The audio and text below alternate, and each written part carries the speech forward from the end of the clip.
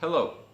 In this episode, we're going to have a brief account about the ancient Egyptian history and the main highlights of that period. Supposedly, and according to the evidence we have, around the year 3000 BCE, Egypt was divided into two kingdoms, Kingdom of the North and Kingdom of the South.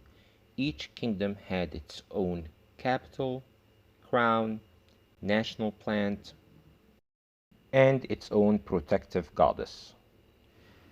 So around the year 3000 BCE, the king of the south marched with his troops and he conquered the north and unified Egypt under one banner.